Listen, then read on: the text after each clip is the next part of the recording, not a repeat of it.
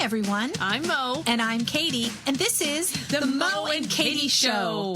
We are two friends from two different worlds coming together in harmony for one podcast, celebrating gratitude, humor, and positivity. We are random, ridiculous, and have been taking humor seriously since 2018. Each week, we'll share two positive news stories from around the world, a quirky fact, the day's weird holiday, a shared experience, and maybe even play a game. All while punning the crap out of each other. Mo, you can't say that. Fine. It's The Mo and Katy Show. Gratitude, Humor, positivity. Hey, everybody. I'm Mo. And I'm Katy, and this is The Mo and Katy Show. Hi, Katykins. Hi, Moe. How are you doing today? Good. I miss Good. you. I miss you, too. We are remote today, guys. We are on Zoom, looking at each other on our computer screens. I'm actually at my school job right now, hiding out in a lesson studio. Thank you for giving up your lunch break just for us. Oh, well, you and the listeners, quite important to me. So, Yay. You know what, Moe? I'm excited because on my drive in to work today, I am starting to notice the leaves changing, and I was just complaining about that and of course I was driving and yelling fall, just like we do this time of year. Yeah, well, I'm so happy for the other drivers that get to watch you have your little autumn Tourette's, as we call it. Exactly. I will gladly claim that. So Nice. So yes, it's October. We're moving into the fall. This weather is absolutely gorgeous. Yeah. And it's the second Friday in October, which means it's the Mo and Katy Show blend. The blend. So I feel excited. like I have some like jazz music playing. Oh, sorry. I'm just curious if our listeners have been doing some fun fall activities like apple picking. Shout out to my friend Amber. She just told me the other day that she went apple picking with her kids. Nice. People raking up, can't really rake up the leaves yet. But you and I, with our quartet last weekend, went to a corn maze, and we had so much fun. Yeah, it was a pleasant surprise. I wasn't expecting... I wasn't expecting the amount of fun that of course we have fun wherever we go. I mean, sometimes you just got to BYOF, which is fun. But we had a good time. I was really pleasantly surprised. And they've actually posted a couple pictures of us. And of course, we've posted pictures of us singing. They have. And it was fun because it was like a U.S. theme. And of course, I was in heaven because I'm quizzing everybody on their state capitals. Yeah, we saw the pictures. Right. I don't think we need to belabor that point. We all saw the pictures. I believe there was a video of the state capitals. Oh, there was all kinds of things. Shenanigans. But yeah, it was kind of almost a scavenger hunt corn maze, because you had to go through and find all of these little like mini billboards that had basically tourist attractions from all over the U.S. Mm-hmm. So a big shout out to Maryland Corn Maze. Oh, so much and fun. I think it's technically in Gambrills, I think is the address. Which is about very close to 2 miles from where I live, so we probably could have walked there. But we had a blast. So, listeners, if you're doing anything fun and fallish like that, we definitely want to hear about it. If you're in the Gambrills area, highly recommend the Maryland Corn Maze. In fact, starting, I think next week, they're going to have the flashlight. You can do the maze at night, which we got lost in the daylight, so I'm sure the flashlight, we had some Magellan call signs being earned during that trip. Yeah, and if you go there, we might just follow you and stalk you. I was waiting for the pun. I can tell your little pun wheel was going. My little pun wheel is. How's your Punniest of Shows song coming along? Is it all complete? Oh, it's coming. Yeah, it's really good. So it's finished. You and I worked very hard on it, and so this weekend I'm going to work on recording it. 23 October, everybody, and we will be sending out the link for you to vote, because you'll vote from like 23 October to, I don't know, maybe like 3 or 4 days of voting. So yes. Yeah, Katy. So excited. Katy's got to sweep this competition. It's good. It's good. With your help, though, we kind of built, that's something we built together. And then don't forget, 26 October, Mo's book, Pardon My Quirk, comes out. So it is on its way. It's in all the final stages of everything, and we are so excited. Yes. Guys, it's so good. Well, I couldn't have done that without you either, so... Yeah. It's something like a teamwork thing we got going on here. I know. Oh, weird. There's no I in us. What? Okay. I have two eyes. Corn mazes and funniest of show and books coming out are all things going on in the world, along with fall. Mo, tell us what else is going on in the world. You know, one thing we didn't do today, Katie. What's one word about what's going on in the world? Ooh, I'm going to go with music. Okay, we're good. Mine, okay, good. If I had given you one word, it's dogs. And the reason I'm going to say dogs is this is a pre-shout out to Rosie, who we'll learn about later on. But so, you know, we always have dogs can read our minds, and I always joke around that, thank God my dogs can't talk, because I don't want to hear what they'd have to relay. But they're talking about researchers have been studying the canine-human connections, and they have found that dogs, and I think this is no surprise, right? So especially those of us who had dogs, but dogs can catch human emotions. They actually look into our faces, deep into our soul, and they actually get reactions and clues clues about how to react. And it's called emotional contagion. And I think this is really powerful because I think there's a lot of emotional contagion in our own worlds. Katie, you always hear all the time, I almost said the B word, I'm always complaining about how I just pick up a chaotic energy, or I pick up a lazy energy or something like that. But that emotional contagion, I think, happens between humans, but dogs do that as well, and they also can tell when we're afraid or angry. There's actually 6 emotional expressions that we make as humans that the dogs can pick up on. So anger, fear, happiness, sadness, surprise, and disgust. Disgust is usually because of something they did. But and then they talked about something else. So emotional contagion I thought was really valuable and kind of a translatable objective. The other thing is the cascading effects of joy and stress. So we'll focus on the positive. Well, the positive thing is, like, I know I'm always trying to train my dogs not to jump up on people. But, you know, like when people come to the door, and you know this because all 3 of my dogs attack you.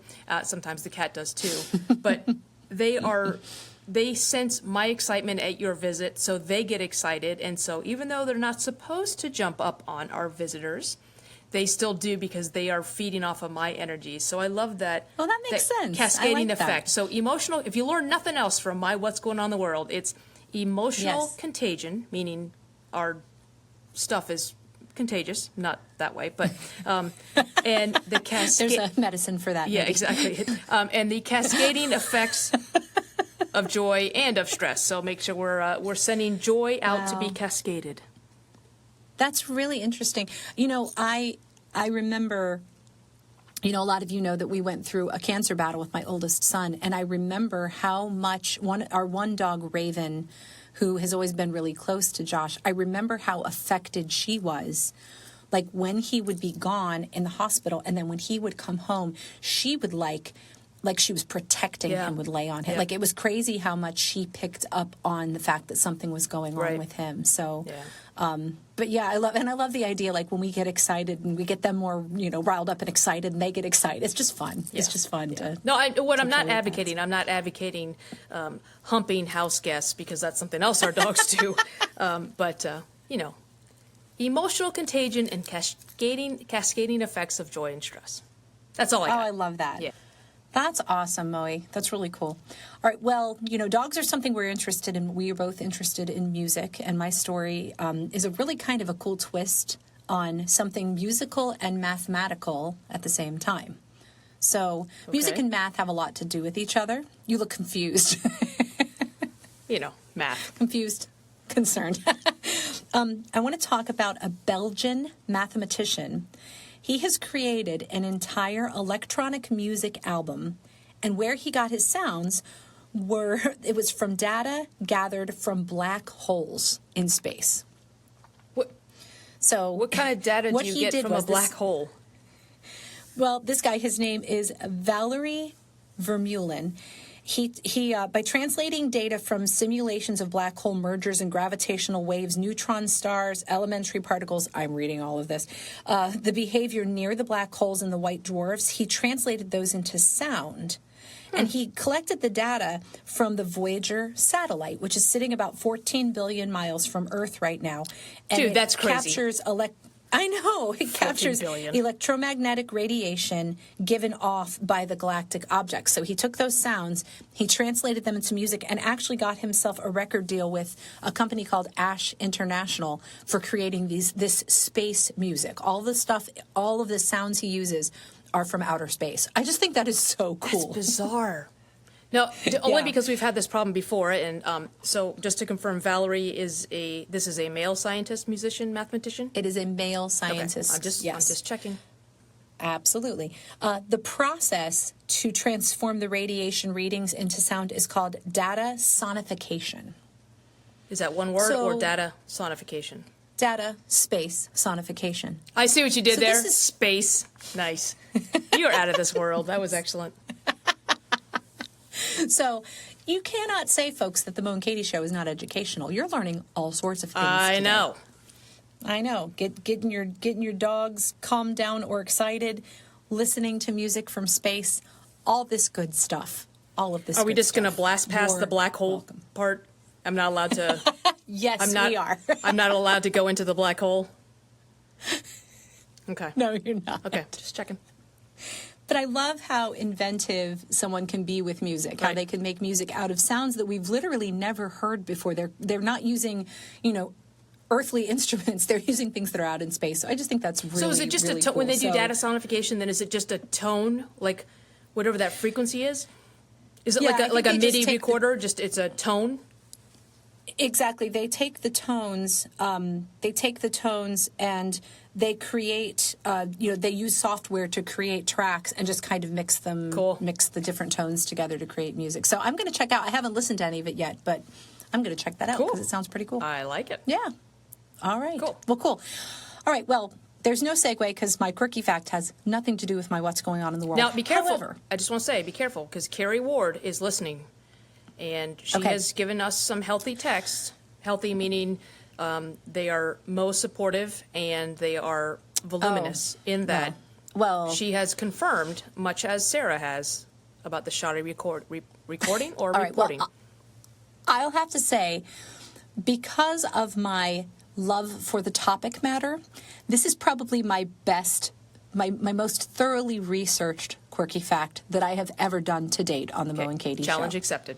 Let's go. All right. Do you want to guess what the subject matter might be? Music? It's something you know I love. No, not music. Chocolate? What's other stuff that I love? No. Music, chocolate, dogs? No, yours was on dog. I have no... coffee? No, not coffee. Holy hell, I don't know. What? It's about the Muppets. God. Okay. Is that an eye roll? Yes, it was. All right. This is cool, though. This is really cool. So, you're not quite the Muppet enthusiast that I am. No one is quite the Muppet enthusiast that you are. Jim Henson wasn't quite the Muppet enthusiast that you are. God rest his soul. Most Muppets are left-handed. That's the quirky fact. Now, do you know why most Muppets are left-handed? Because the puppeteer is right-handed. Exactly. So the puppeteer tends to be right-handed, tends to work the mouth with their right hand, and then they have the stick. They have just rods. Mm-hmm. Yeah, so they have a rod for the left hand. And you'll notice most Muppets like that have the rod hand. So like Grover, for example, is a rod-handed Muppet. Grover, for example, is a rod-handed Muppet. So is Kermit. So their hand doesn't move. It's just on at the end of a stick, basically. So because their right hand is moving the mouth, they tend to do things with their left hand. Now, there are some Muppets that are two-handed Muppets, like Ernie. You'll notice Ernie actually has hands and fingers that he uses.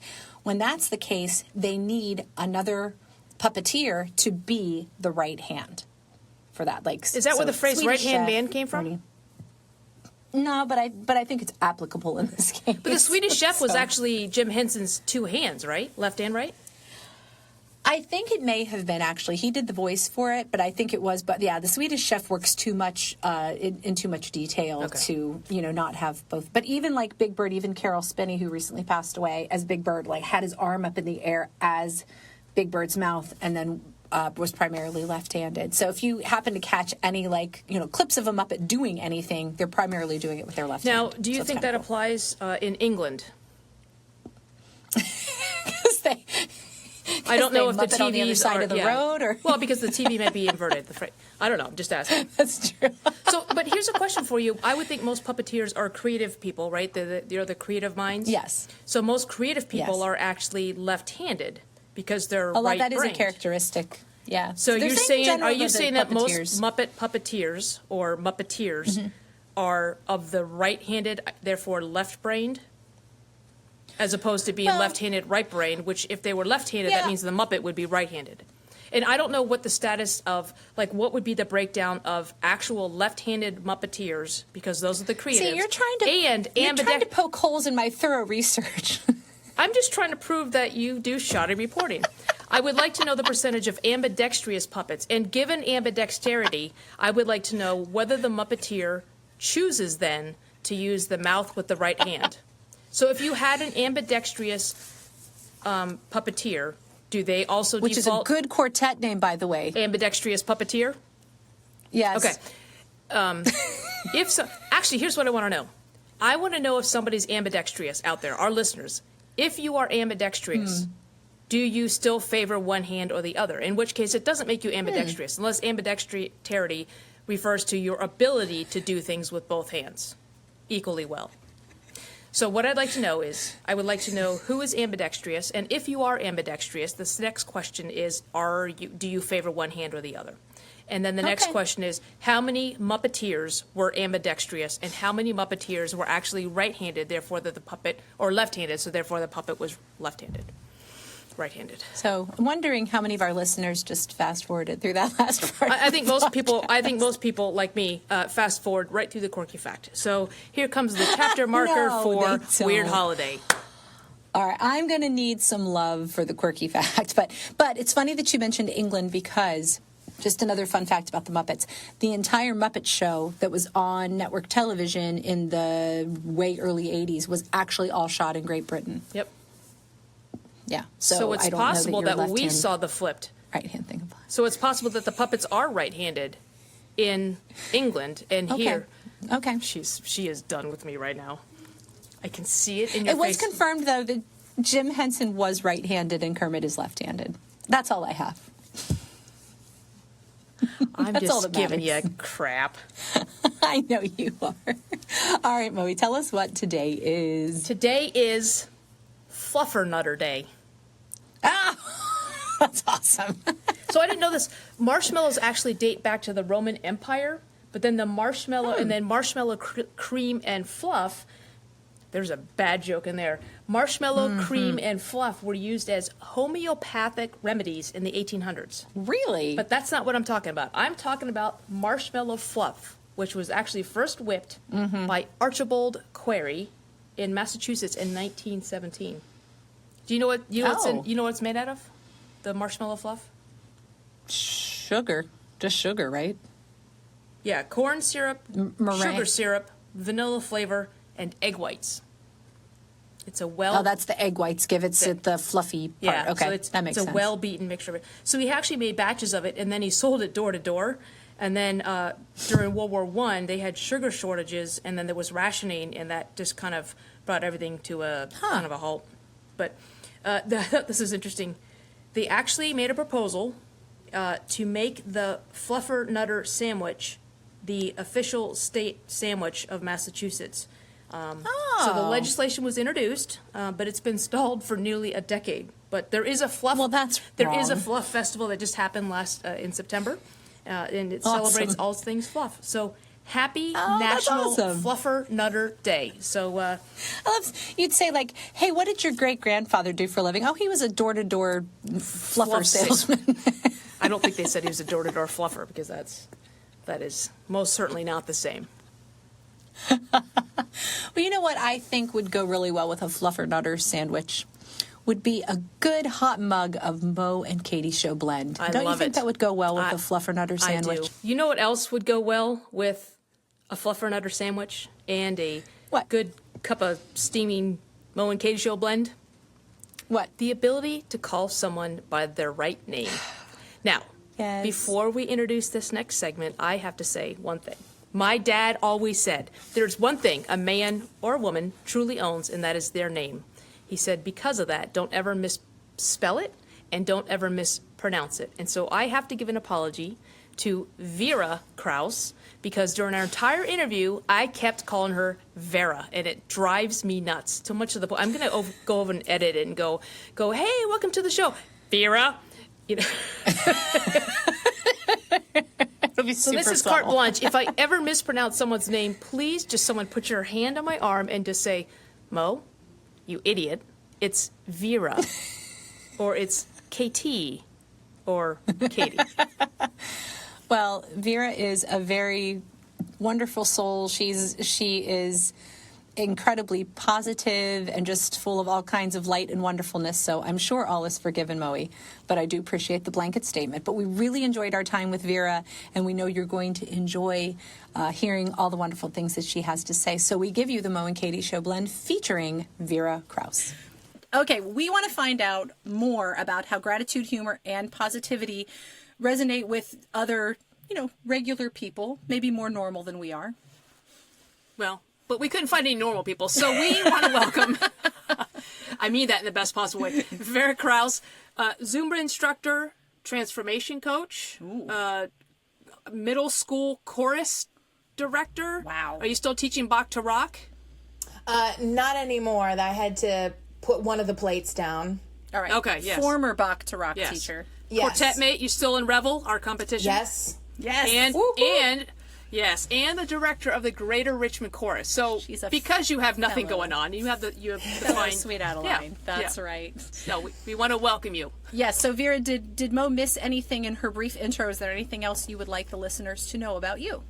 I think she pretty much captured it all. I'm super excited to be here representing all of those different groups, and you guys are always so positive, and it's great to be with some more positive people.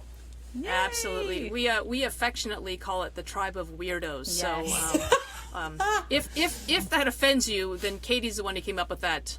If it doesn't offend you, it was all my idea. Is there like a running for office kind of thing that happens with this tribe of weirdos? Well, we do have to say Vera Crouse is probably the unofficial president of the tribe of weirdos. Right? You got to give Sarah some credit. We've got some pretty obnoxious hazing type rituals. Obviously, if you've seen Pitch Perfect, you know how it goes. We're working on the handshake. So I'm ready. Let you know. Ooh, I'm ready. If you had to use only 3 words to describe yourself, what would those 3 words be? So, like, how do you see yourself in 3 words? Okay.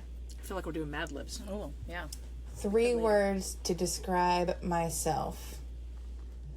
I would say daring. Nice. I like the look on her face when she said daring. She's like, daring? I dare you to doubt me. Compassionate. Love that. And silly. That's a great combo. Silly. Yeah. Okay. I'm going to diagram that. What did I say? That was pretty good. Yeah, that's right. Daring, compassionate, and silly. Oh, that's good. Okay. It's a good quartet name. I wrote it down. Just saying. Ladies and gentlemen, welcome to the stage, Daring, Compassionate, and Silly. Okay, well, DCS. I just want you to know how I see you. So when some people call it stalking, I call it research. Okay. But just from looking at your different pages and how you present yourself, and again, having been to a class with you, I see a lifelong learner who is restless in a good way, spiritual, and uplifting. I just want you to know that you got snaps for that motion. I know. Well, it's because I got it right. You know what I mean? So, Okay, well, I see a fellow musician, which we love, who is unapologetic, inspiring, and adventurous. I'm gonna get like weepy over here, friends. Like, wow. Well, now might be a good time to take a commercial break from Kleenex, our sponsor. Sorry, we don't have the budget for Kleenex. Use your sleeve. Okay. That's right. Okay. So, Vera, from your experience, how do you see gratitude, humor, and positivity, all three of those things working together in your life? Okay, gratitude, positivity, humor, and positivity. Humor. I think it's, I think humor and gratitude go hand in hand. And I think gratitude is a practice. So we did some core values work with Jan Carley from Lionsgate Chorus. She came to our chorus and worked through some stuff. And one of the things that she said that I remember that has stuck with me, that has brought a lot more humor to my life, is that when I'm feeling frustrated or don't understand something, to check my verbiage and say something along the lines of, "Isn't that fascinating?"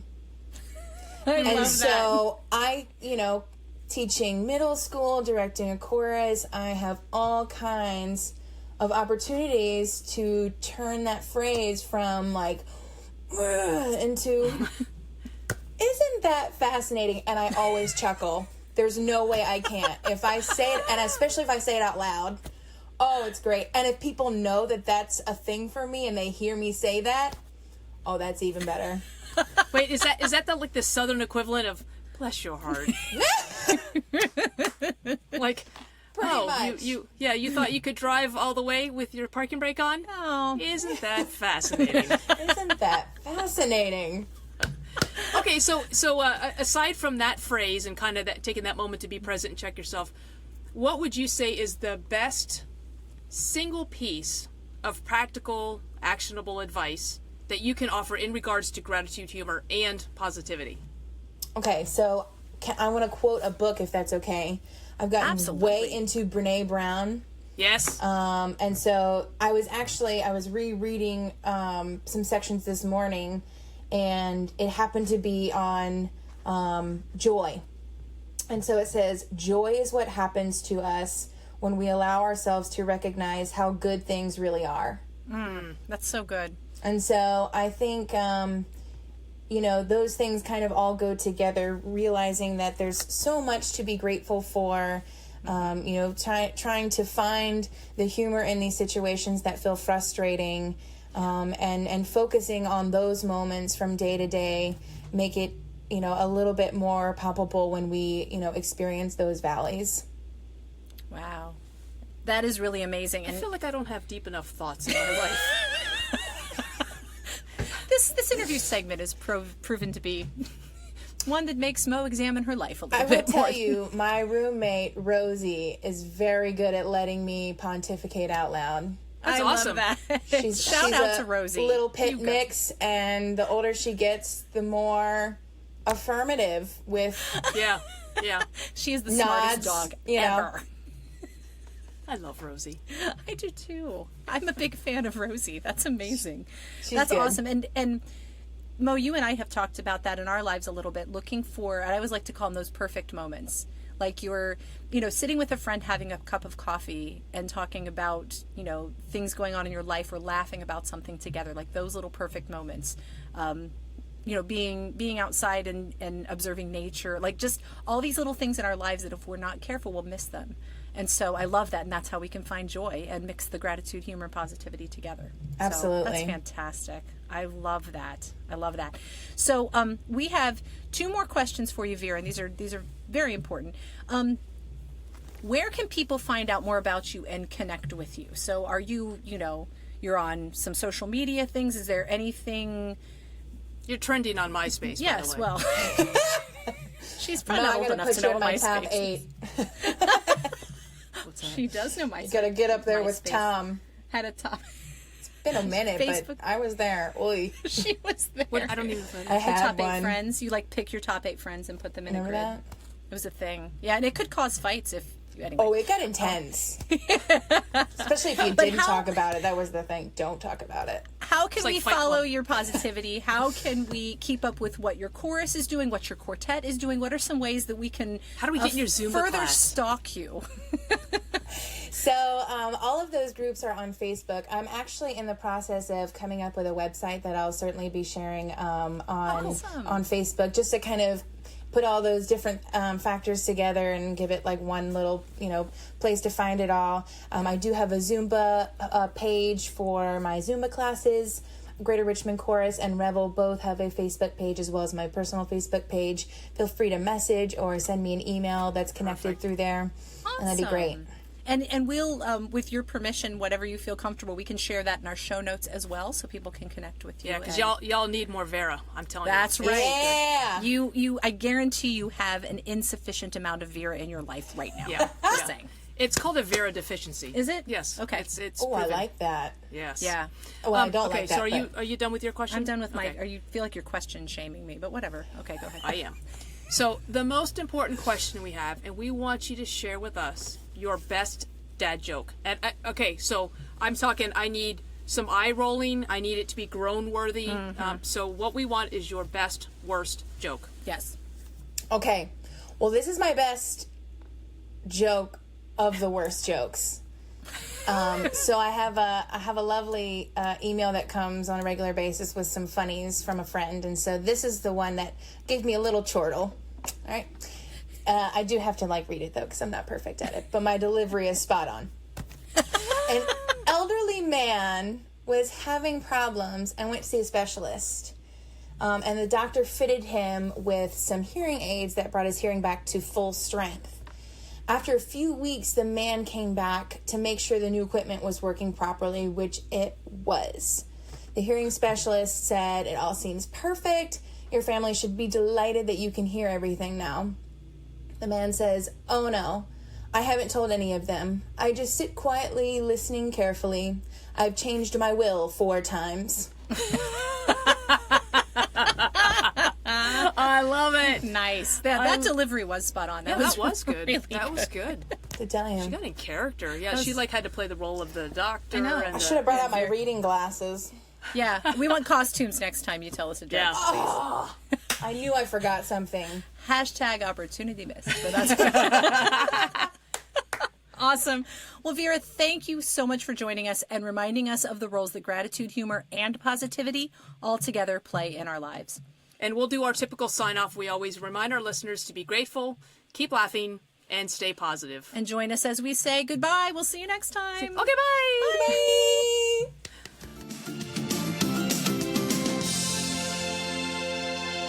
The Mo and Katy Show has been recorded in front of a live canine audience. Our theme song is It Is Fun by HookSounds.com. The Mo and Katy Show is produced by Mo and Katy. Our sound engineer is Mo and Katy. Our producer is Mo and Katy. Hair, makeup, lighting, and catering by, you guessed it, Mo and Katy.